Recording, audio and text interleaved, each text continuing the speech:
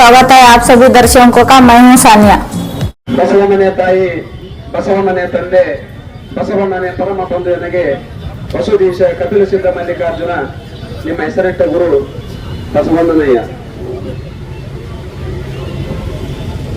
ಸರ್ಕಾರಿ ವೈದ್ಯಕೀಯ ಮಹಾವಿದ್ಯಾಲಯ ಸಂಪೂರ್ಣ ಸ್ವತಂತ್ರವಾಗಿ ಸ್ಥಾಪಿಸಬೇಕು. ಯಾವುದೇ ಕಾರಣಕ್ಕೂ ಖಾಸಗಿ ಸಹಭಾಗಿತ್ವದಲ್ಲಿ ಮಾಡಿಕೊಡುವುದು ಸರ್ಕಾರ ತಿಳ್ಕೊಂಡು ಹೇಳಿ ಕಳೆದ ಇವತ್ತಿಗೆ 8 ದಿವಸ ಆಯ್ತು ಇಲ್ಲಿ ಧರಣಿ ಸತ್ಯಾಗ್ರಹ ಕೂತ್ಕೊಂಡು.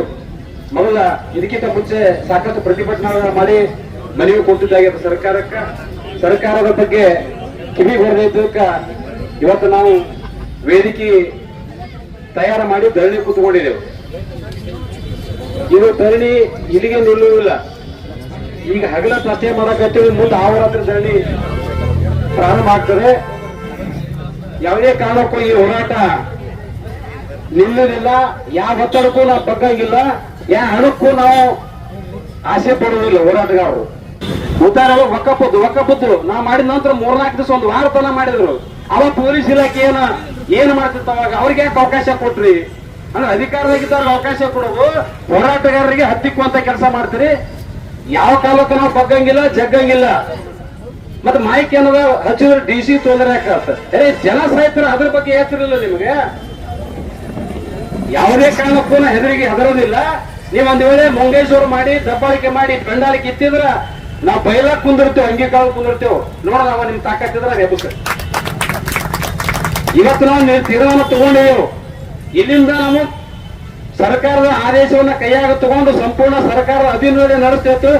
ಸರ್ಕಾರದ ಸ್ಪಷ್ಟ ಆದೇಶ ಬಂದ್ರ ನಾವು ಜೀವಂತ ಹೋಗ್ತೀವಿ ಬಾಡಿ, ಇಲ್ಲಾಂದ್ರೆ ಹೆಣ ಹೋಗೋದಕ್ಕೆ ಮನೆ. ಅದಕ್ಕೆ ಇದು ತೀರ್ಮಾನ ತಗೊಂಡಿದ್ದೇವೆ.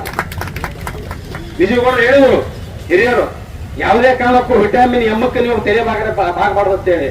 ಅದು ಕಾಂಚನ ತಂದೆ ತಾಯಿನೂ ಅಗಲಿಸೋದು, ಅದು ಹೊಲಸೋದು, ಹೇಸಿಕೆ ಅದು. ಅದನ್ನ ಯಾರು ಮುಟ್ಟಾಕ್ ಹೋಗಂಗಿಲ್ಲ. ಅದನ್ನ ಮುಟ್ಟಿದ್ರೆ ಹೇಸಿಗೆ ತಿನ್ನಂಗಿಲ್ಲ. ಬೆಳ್ಳಿ ಮೇಲೆ ಯಾವ ಕಾಲಕ್ಕೂ ಮುಟ್ಟಾಗಿಲ್ಲ.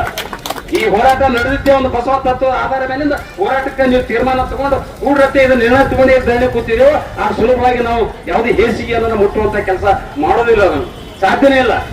ಇವತ್ತು ಬೇಕಾದಾಗಲಿ ಇವತ್ತು ನಮ್ಮ ಲಾಠಿ ಚಾರ್ಜ್ ಆಗಲಿ, ಜೈಲಿಗಾಗ್ಲಿ, ಬೇಕಾದ ಏನ್ ಕ್ರಿಮಿನಲ್ ಕೇಸ್ ಏಸ್ ಕಲಮಲ್ಲ ಬುಕ್ರೆ ಓಸು ಹಾಕಲಿ ನಮ್ಮ ಮ್ಯಾಲ ನಾವೇನ್ ಹೆದರಂಗಿಲ್ಲ. ಇದೇ ನಮ್ಮ ಸಲ ಮಾಡಕತ್ತಿಲ್ಲ, ನಮ್ಮ ವೈಯಕ್ತಿಕ ಒಂದು ಕುಟುಂಬಕ್ಕೆ ನಾವು ಮಾಡಕತ್ತಿಲ್ಲ.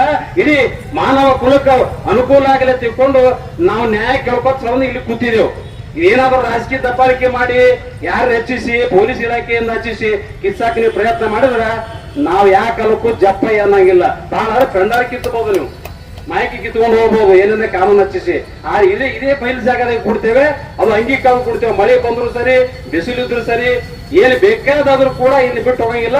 ಮುಂದಿನ ಆಗುವಗಳಿಗೆ ಸರ್ಕಾರ ಮತ್ತು ಜಿಲ್ಲಾಡಳಿತ ಪೊಲೀಸ್ ಇಲಾಖೆನೆ ನೇರವಾಗಿ ಹೊರಬೇಕಾಗ್ತಿಕೊಂಡು ಅವರಿಗೆ ಎಚ್ಚರಿಕೆಯನ್ನು ಕೂಡ ಕೊಡ್ತೀನಿ ಈ ಸಂದರ್ಭದಲ್ಲಿ. ಯಾಕಂದ್ರೆ ಅವರಿಗೆ ನುಂಗ್ಲ ತೂತಾಗ್ಯದ. ಯಾಕಂದ್ರೆ ಎಲ್ಲ ಇವತ್ತು ಬೆಂಬಲ ಕೊಡಕತ್ತಾರ. ಇದು ಇಲ್ಲಿಗೂ ನಿಲ್ಲೋದಿಲ್ಲ, ಬಹಳ ಗಂಭೀರ ಆಗ್ಯದ. ಏನಾದ್ರೂ ಮಾಡಿದ್ರೆ ಮುಗಿಸಬೇಕು ಹೋರಾಟ. ಇದು ಇಲ್ಲಿಗೆ ಕೊನೆಗೊಳಿಸ್ಬೇಕಂತಕ್ಕಂಥದ್ದು ಇದು ರಾಜಕೀಯ ಹಿನ್ನೆಲೆ ಬಹಳ ಒಂದರ ನಡೆದ ಕುತಂತ್ರ. ಈ ಕುತಂತ್ರಕ್ಕೆ ನಾವು ಹೋರಾಟಗಾರರು ಎಂದೂ ಬಲಿಯಾಗುವುದಿಲ್ಲ. ಇದು ನಾವು ಹೋರಾಟ ಅಂತಿಮ ಆಗಬೇಕಾದ್ರೆ ನಾವು ಸರ್ಕಾರದಿಂದ ಸ್ಪಷ್ಟ ಆದೇಶ ಪಡ್ಕೊಂಡು ಈ ಹೋರಾಟ ಕಿತ್ತುತ್ತೇವೆ. ಇಲ್ಲಿ ಅಲ್ಲಿವರೆಗೆ ಕಿತ್ತಲ್ಲ ಅಂತಕ್ಕಂಥ ಮಾತನ್ನ ನಾ ಜಿಲ್ಲಾಡಳಿತ ಮತ್ತು ಪೊಲೀಸ್ ಇಲಾಖೆಗೆ ಮತ್ತೊಮ್ಮೆ ಸ್ಪಷ್ಟೀಕರಣ ಮಾಡಿ ನನ್ನ ಮಾತನ್ನು ಮುಗಿಸ್ತಾ ಇದ್ದೇನೆ. लेटेस्ट न्यूज अपडेट्स के लिए YouTube एक्सप्रेस को सब्सक्राइब कीजिए, साथ में बेल आइकॉन को भी क्लिक कीजिए। साथ ही साथ लाइक, शेयर और कमेंट करना ना भूलिए।